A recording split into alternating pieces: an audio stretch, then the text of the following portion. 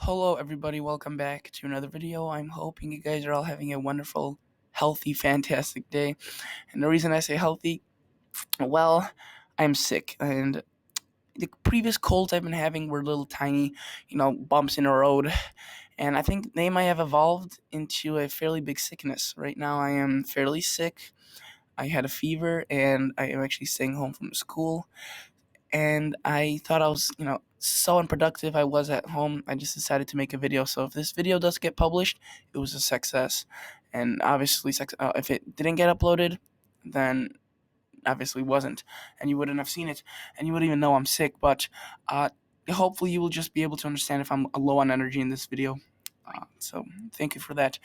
Also, if you'd like to subscribe to this channel, consider doing so.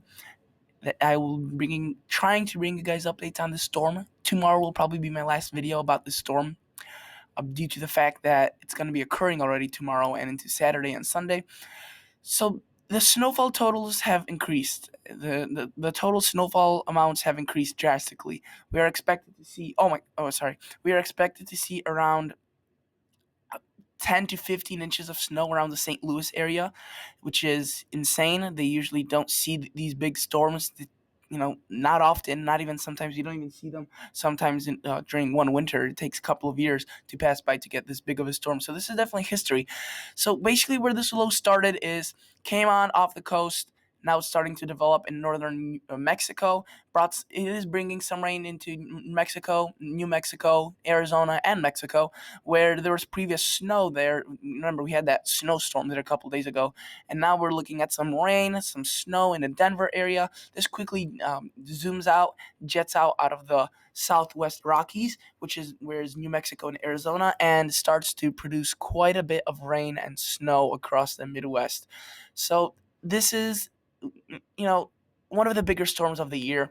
I wouldn't say it's the biggest storm, but it may be one of the more impactful ones due to the fact that it's so far to the south and cities that aren't necessarily prepared to deal with so much snow at once. I mean, these cities do get snow, don't get me wrong. They are prepared. They obviously have snow crews. Most people have snow shovels down there, but it's maybe 15 inches of snow isn't that common there, okay? And this storm has the potential to bring it. So some icing, some sleet doesn't seem to be too big of a deal, other than in the potentially Virginia, North Carolina, there could be some icing. Otherwise, here it quickly transitions to snow. The whole column would be cold throughout. There's not going to be a lot of overriding of cold air into warm air. The cold air is set in place. This storm won't be strong enough in terms of its moisture to bring in. There won't be any severe weather. You could see just some rain. Severe weather not likely. So this storm isn't really powerful, but definitely powerful enough to bring several inches of snow. And over the past couple of days, the snow has shifted a little bit to the south. So cities like Chicago, Des Moines, Detroit most likely won't be seeing that much snow, maybe an inch or two in some areas. But the heaviest snow, central Illinois, Missouri, Kansas City, Wichita, Kansas, northern Arkansas may get in on some of the snow, and in southern Indiana. Then it shifts into the Ohio Valley, bringing quite a bit of snow to DC, maybe 3 to 5 inches, if not more. And then it does not go up the northeast coast. At this point, it's most likely not going to go up the coast. There's very few models are showing going up the coast, and they're not even that major models. So let's quickly look at the European model. This model is a fairly good model. I really like using it. And let's see what it's going to bring in. So look at these snowfall totals. Let's go around St. Louis, a little bit south of St. Louis, actually, southern Missouri. Look, right there, 15 inches of snow. And the European model sometimes does obviously exaggerate. It's not always accurate, but sometimes it underplays, sometimes it overplays. Models aren't forecasts. That's what forecasts are made out of, models. So this isn't something you should solely base your plans off of. Oh, look, I'm in Kansas City. I'm supposed to see 5 inches of snow. That's not that much. Let's just not get the shovel and hopefully it melts. Well, this could shift, and you could see you could be quickly getting 9 inches. So everybody, if I were you, if you didn't have a shovel in any of these areas that are in the green at least on this map, so if you live, that's even in southern Indiana, 5 inches, that's quite a bit of snow, guys. And 8 inches, look at that. Kansas, central Kansas could be seeing quite a bit of snow. And then even the lighter blue, lighter greenish areas, are still going to be seeing almost half a foot of snow, which is 6 inches. Indianapolis, I should rather say 4.5 inches. And look at that, Chicago. Let's zoom in on Chicago. That's one of the cities where it is a really tough call. Southern suburbs could be seeing up to 4 to 5 inches of snow. You can see right there. 2, 3, 4 inches, Kankakee. And then we look at the northern suburbs, almost the state line with Wisconsin, maybe 4/10 of an inch, which is basically nothing. But the city of Chicago itself, 2 inches. The further south you go, the more snow you will be getting with this system. And again, we will see another sweet spot of snow. I would say we're going to be looking at 3 sweet spots. One in Kansas, a huge one in central Missouri and central Illinois, and then a smaller one here around the tri-state area of Cincinnati and Kentucky, Indiana, and Ohio, seeing around over half a foot of snow. And then Columbus, around 4 to 3 inches of snow, maybe a little bit more. And then in Virginia, Washington, D.C., potentially seeing quite a bit, 3, 4 inches, which is still quite a bit of snow for those areas. Washington, D.C. hasn't seen a lot of snow this year, if not at all any.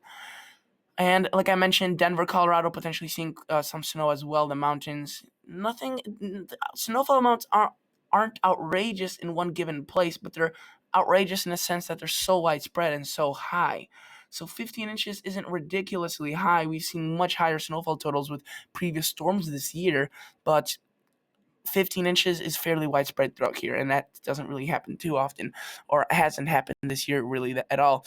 So let's quickly go to the other models. Let's check them out. Let's go to the NAM model and see what it has to say. I won't play it through. I'll just show you the total snowfall, since I want to keep this video relatively short, since I can't really talk for too long. But you could see, again, the NAM is even more vigorous, of 17, 18, almost of 2 feet, 1.5 feet of snow, sorry. And anywhere in that pink, that is over a half a foot of snow. Anywhere in the purple, that is around 4 to 5 inches of snow. You can see, look at that cutoff in Chicago. Whether the storm wobbles a little bit, wiggles up and down, if it has a little shift to the north, Chicago definitely in it. If it has a little bit shift to the south, we could be seeing more of northern Oklahoma and Tennessee getting into this. So at this point, you could see a fairly wide swath of snow across much of the U.S., the south central United States. And let's go quickly to the National Weather Service. Okay, 7 minutes. Let's just continue for a little bit longer. And we are looking right now at winter storm warnings being posted across the St. Louis metropolitan area and many other areas with many other cities, I should rather say. And it's hard to distinguish this, but that lighter blue right there is winter storm watches that are probably going to be warnings, and then these are advisories. So let's just go to around the St. Louis metropolitan forecast area, and let's see what they have to say about the situation report. I think they're a little bit conservative with the amounts. Yeah, you can see 7, 7, 7 across much of the area. I think this is going to increase, guys. I think there's going to be much higher amounts than 7 inches for sure. And you can see right there that gives you the timing. So if you want to check this out, go to National Weather Service. Just type that into the Google search engine or whatever search engine you use, and you'll find this website, and you could click on this. It's an interactive thing. So let's click on Kansas City, and let's see what it has to say.